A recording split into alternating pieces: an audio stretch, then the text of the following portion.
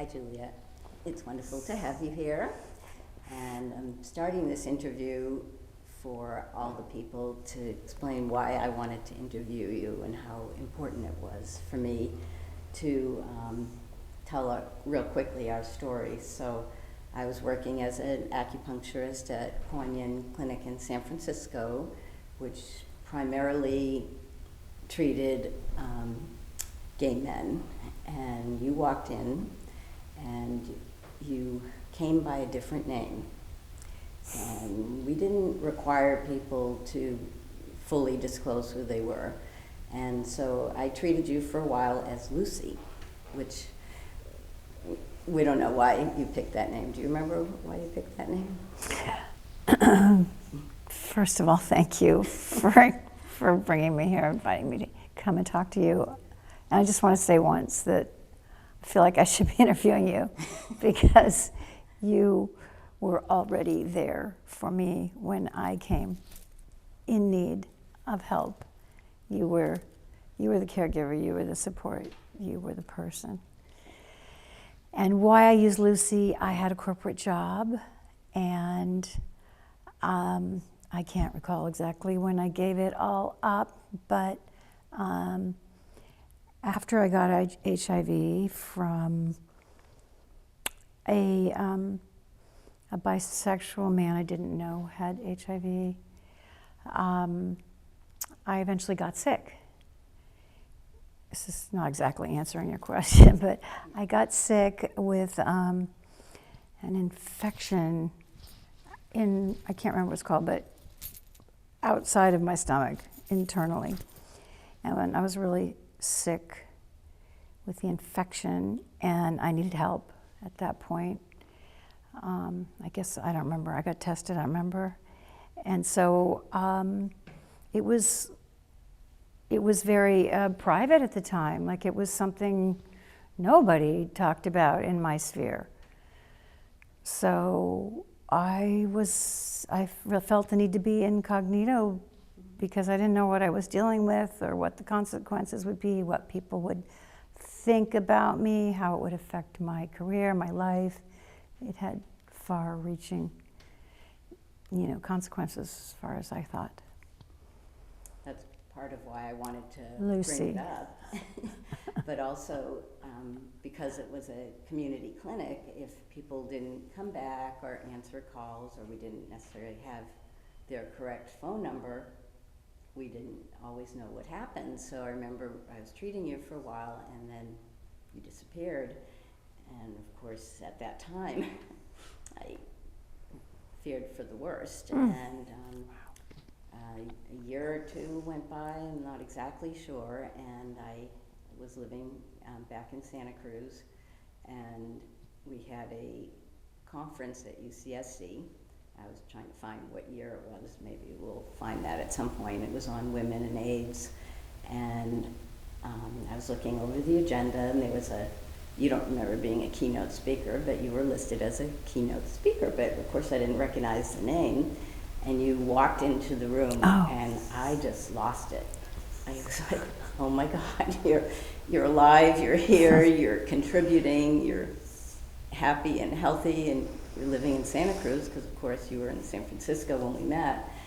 And it was just really important to share that, because so many women that I did treat and still treat that were not IV drug users, were in relationships with men, were not prostitutes, were kind of outside of what people were treating or experiencing, and there wasn't a lot of support for any of those groups of women.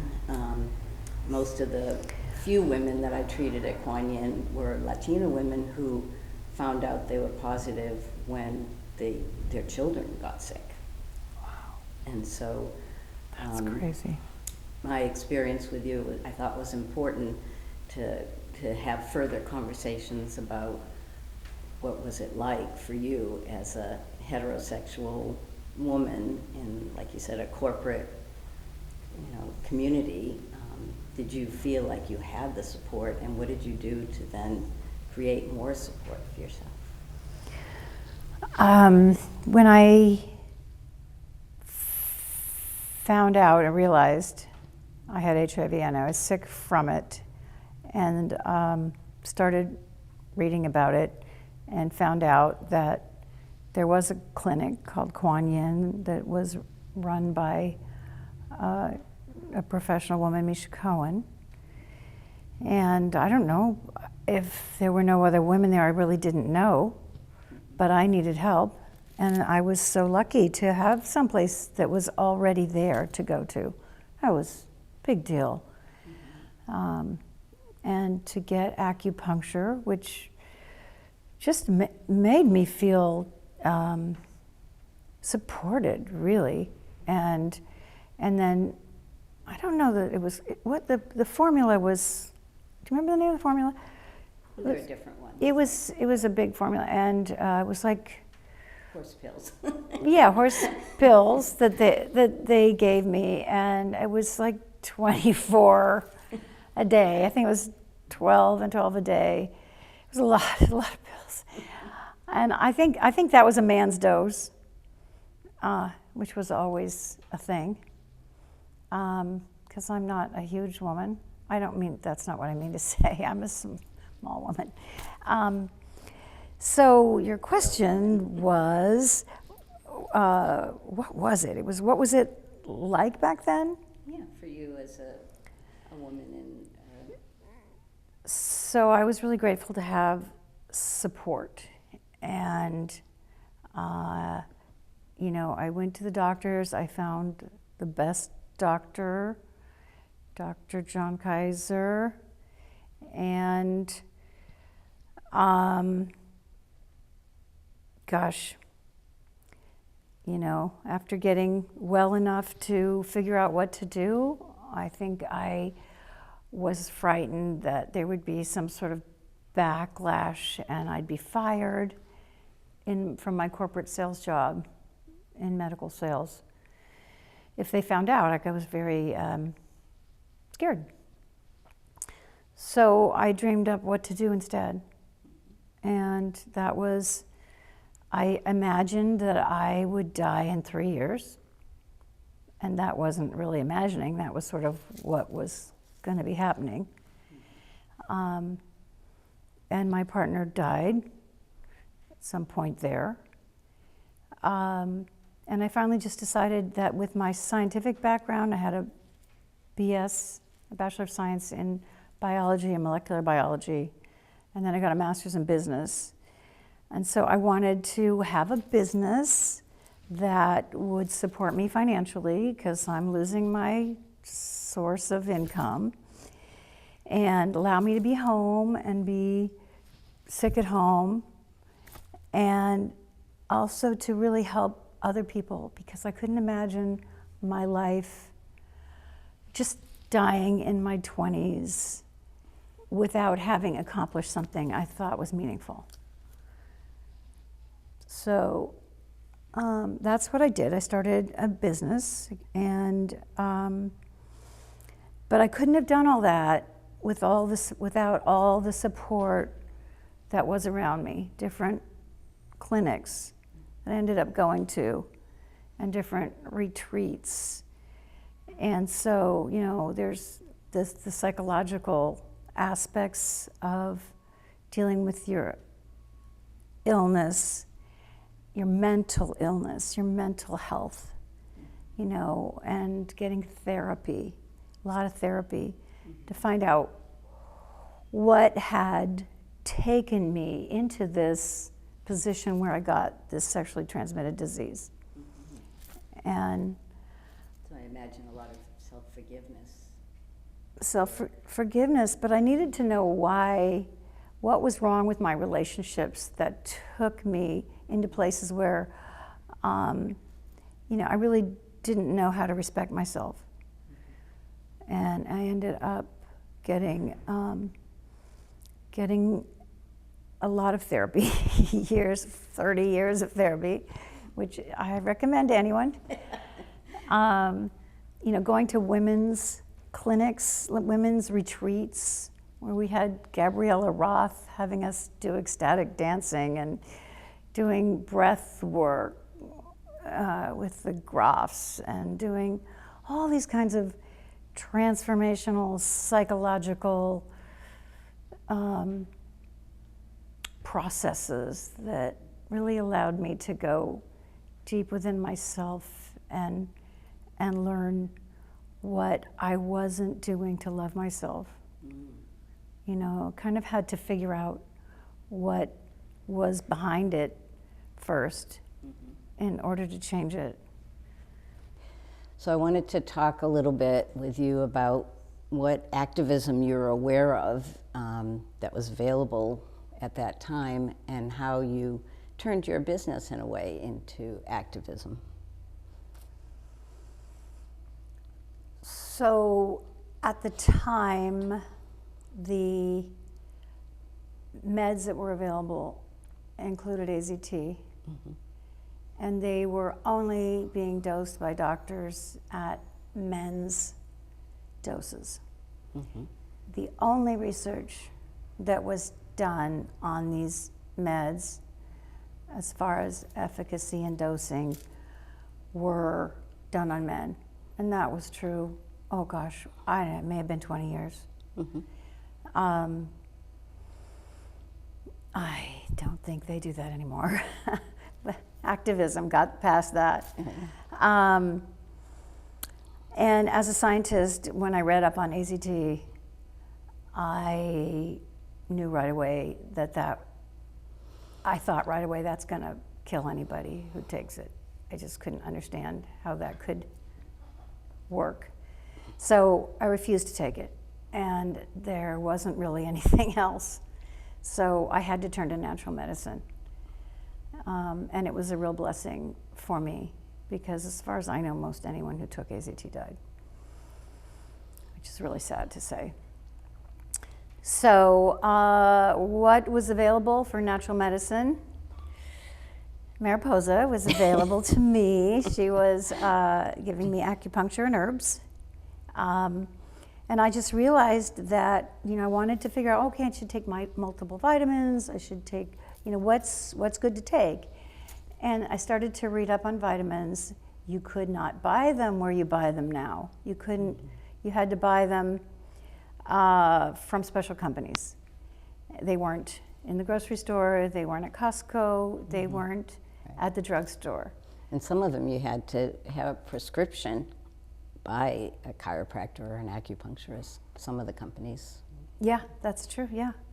So I just decided that something I could do at home would be to help people get on vitamin protocols, starting with myself, and to figure out what those should be.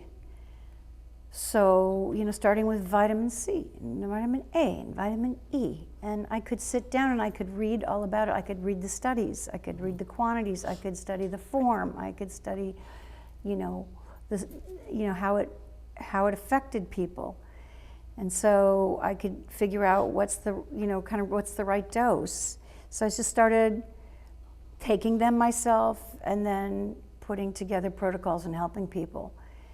And I worked eventually with physicians who also felt that that was the right way to go. You need to do everything you can to stay well. And vitamins and herbs are just one aspect of staying well, one important aspect at the time. Many others are worthy of speaking about.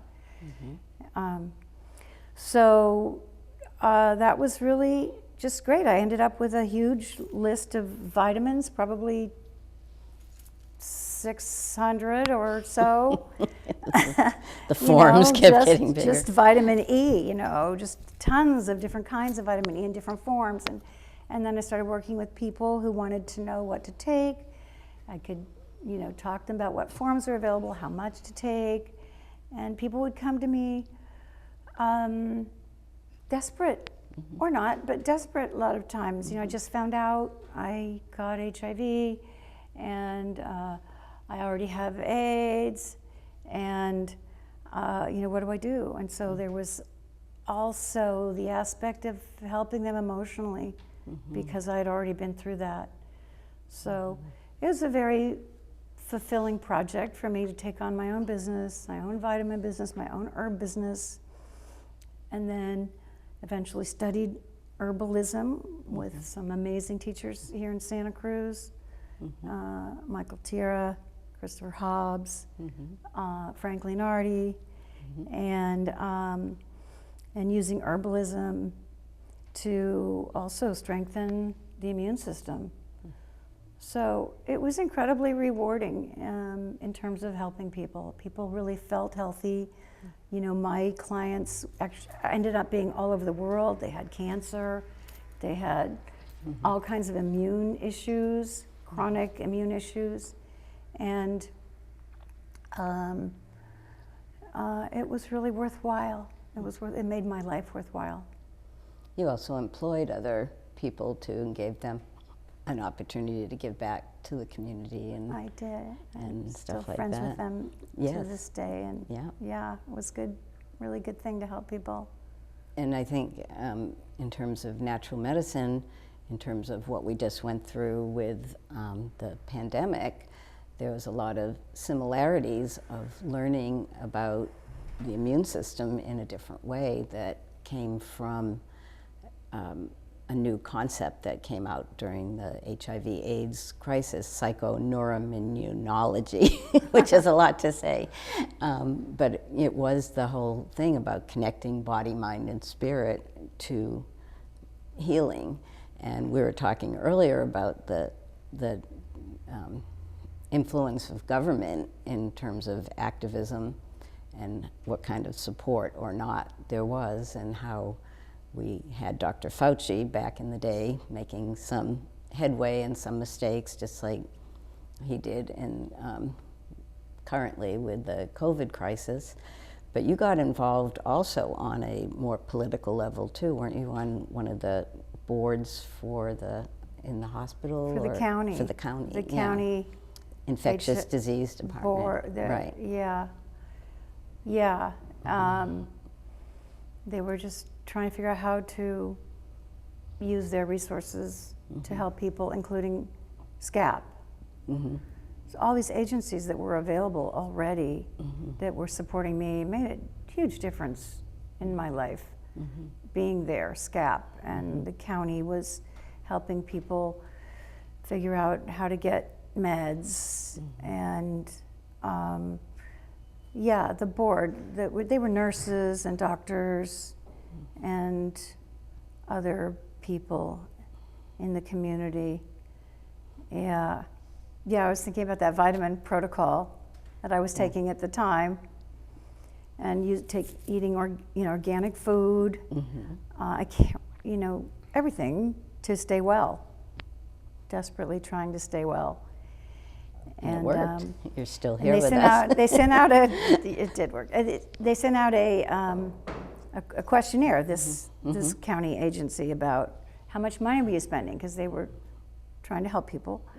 I wrote down everything I was spending, and they read it in the meeting, and they said, "Oh, nobody spends that much." Well, I mean, I was spending all the money I had on that, which was my choice, right? And and my family was helping me. So there's just so many different pieces to this whole subject, and the support that came in every direction. But really the desire to stay well, to get well, to be well, emotionally, physically, your immune system, your gut, your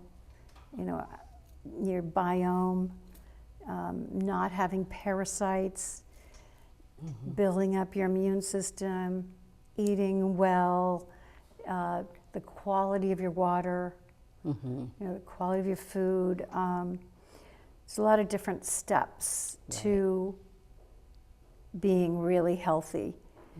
And, that was huge. Like, most people, believe it or not, have parasites, and that's okay.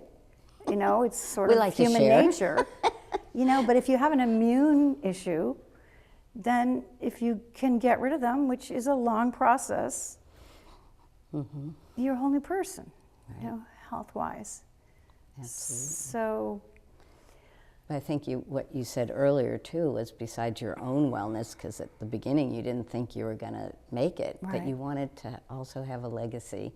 And that word is used a lot lately, but I think we can't overstate it enough how important a legacy is, especially those of us that chose not to have children for whatever reason. And we talked about that at that time, that you were young enough to consider that, and you chose not to take that risk, at the time. Yeah, who knew that people could whether you would be there, could right. have children or without... whether you'd be there if you had a child. Yeah, exactly. And so I just had to make the decision not to. It just takes you into a whole other subject of Right. sexually transmitted diseases. Right. That's right. Yeah. But yeah, did end up not having children, but it was wonderful that people could and did. That was amazing. Yes. Yeah. That came later, partly from our research. Yeah. Thank you.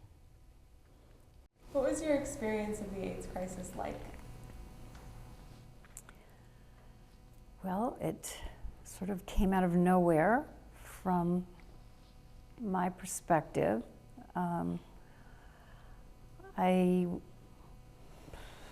What was it like? I went to Emeline looking for answers in my own life, and met a man who was bisexual. And that is where it entered my life. I became involved with him and just didn't realize that the AIDS crisis was going to come into my life through that connection. So I was in corporate life, I was in sales, and to end up with an HIV diagnosis, it was earth-shattering, and I had to just re-envision my whole life. It's just odd that I was looking for answers to my personal life, and this was the odd answer that I got. I'm going to jump around a little. So I had HIV then for many years, and it usually took about 3 years back then to have your T cells go under 200, which was the government level where you moved from having the HIV, I want to say virus, but that's repetitive, to having less than 200 T cells, which is considered AIDS. How did being diagnosed with HIV change your life? In 1989, I learned that I had HIV, and it changed everything. I was sick at that point, and I had to figure out how I was going to move forward with my life, which I thought would only be about 3 years. And how did I want to tell people in my life? How did I want to, relate to them and say goodbye to them? And, where did I fit in the world in 3 years?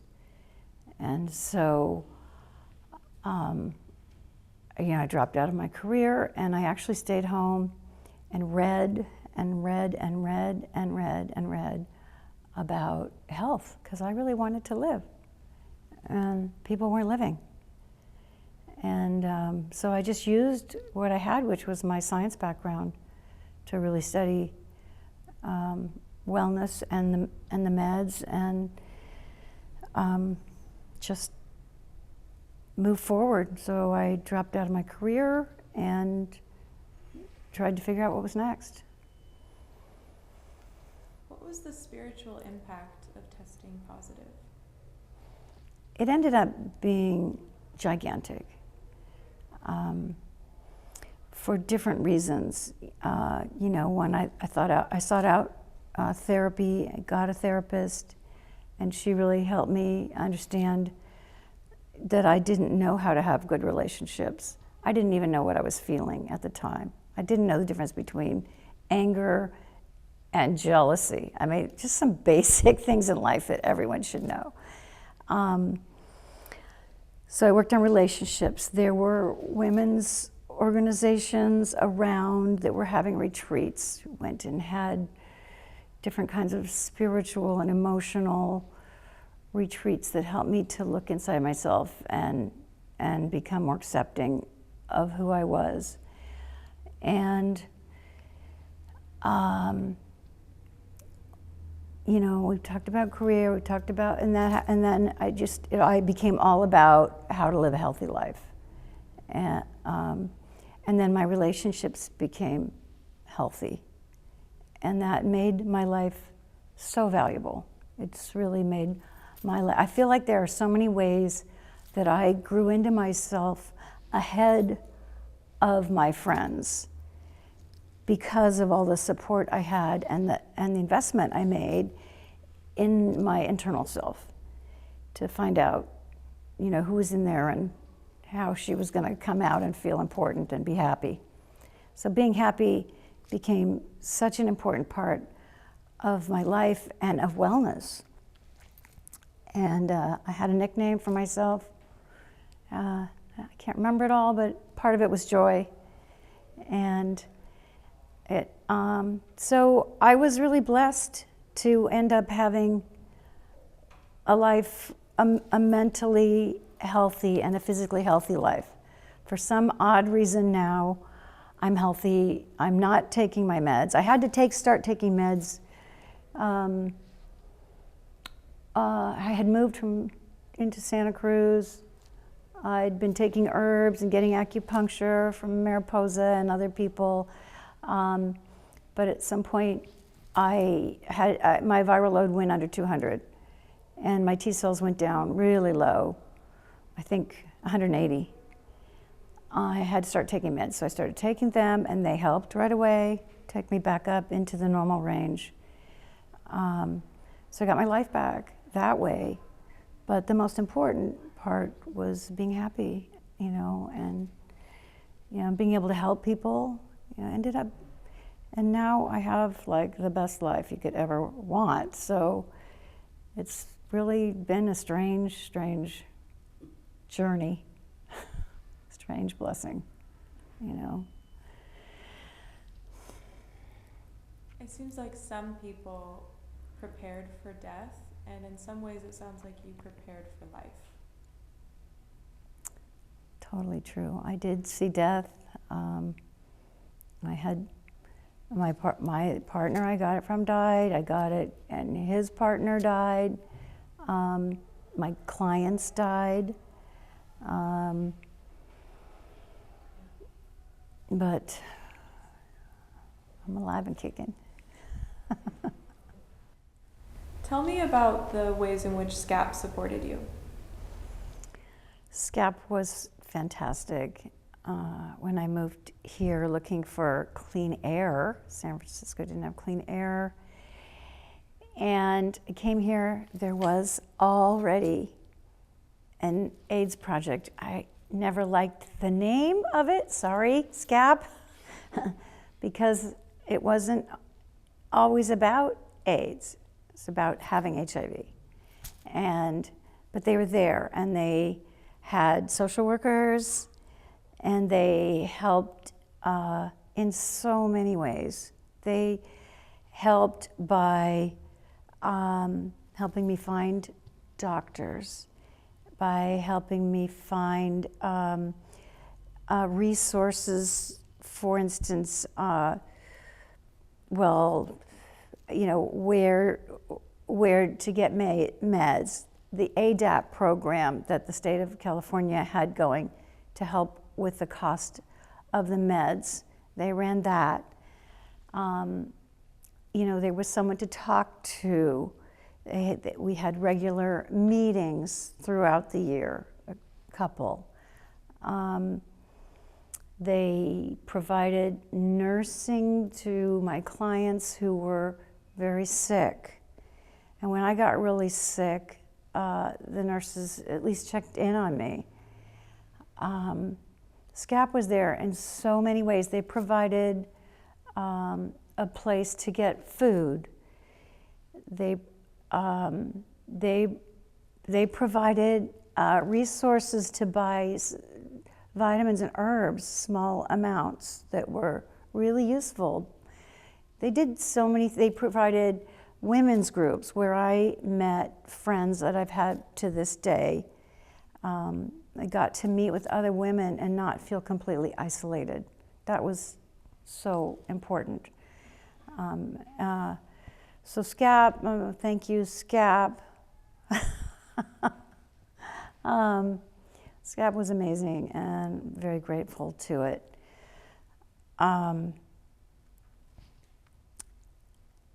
What else are we going to talk about? Do you want to talk about why you needed SCAP's help financially? Yeah. So I had medical insurance. Everyone who's sick needs medical insurance. I had it from my corporate life, and as time went on, it became more and more and more expensive. It got to the point where it was $3,000 a month, and that did not include the co-pays. And that happened because I fell out of my corporate insurance where they were paying it, and then there was COBRA, and then COBRA died. COBRA was an interim program. When COBRA died, I had to pay the full ticket on my insurance. So I was making about $3,000 a month back then, and I was paying the insurance company $3,000 a month. I did not have the 20% to go to the doctor to make a copay. I could not afford to go to the doctor. So I went very rarely, and I used very few resources. The insurance companies made the money. So that was very traumatic. And eventually, years and years went by like this. It was so stressful. Eventually, one of the wonderful nurses from the county who worked closely with SCAP, she said, you know what, you have to give up your medical insurance. And she said, you're gonna be okay. You're gonna be okay, you're gonna give this up. And I gave it up, and life became a lot better. But I was flat broke. All that time was so stressful because of that. But now there are better systems, right? We have Medicaid and things like that. Yeah. How did the Santa Cruz AIDS Project help you when you were experiencing financial hardships? They provided different resources. They provided a wonderful massage program, which was so great. They provided small amounts of resources to people to use for wellness purposes, and my clients used that money to buy vitamins and herbs. They provided the women's groups, and then they planned retreats where we would go and be together and grow emotionally.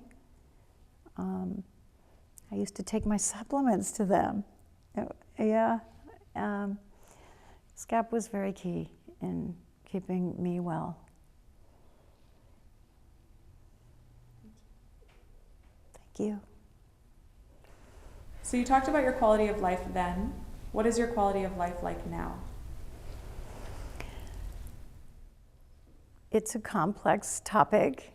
My quality of life in terms of my health is outstanding. My viral load is very low, and my health is excellent. And my, gosh, this is hard. There are many aspects to that, which we talked about earlier, like, your mental health, your stress level, your financial level. I don't know why I'm saying you when I'm talking about me, but all of these things are factors, and so my immune system has been well supported over time. I keep my stress low. I have enough finances to not worry. But many times over the years, I have had a high viral load and been told that I'm resistant to every medicine. And that's a very dire and traumatic thing to go through, where there just aren't any meds. There's not a cocktail of meds that's going to work for me. So I had to put a lot of work into that with my doctors, finding different doctors and getting different analysis of what was going on for me. And eventually the doctors decided just to give me the meds that looked like they did something. So it wasn't an accepted protocol. So I've taken these meds on and off over the years, and they make me sick and they make me well at the same time.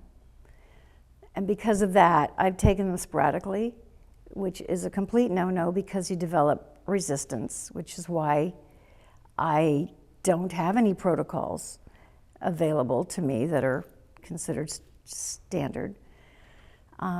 So I think what I want to say is that I am alive because of the meds. I want to make sure I say that. And I wouldn't be here today if there were no meds working for me. But they are working for me, and I can fall back on them anytime I need them. And what I'm doing no one else should do it. It's not accepted. It's just that I have reasons in my system where they make me sick, and I have to deal with that. That's my issue. And so because of it, I've just kind of lucked out, and now I'm kind of being able to stay well on them and have them there as a backup too, which is completely unheard of, and it's unaccepted as a line of thinking. But I'm just blessed somehow by it working for me. So thank you, because it's a good life.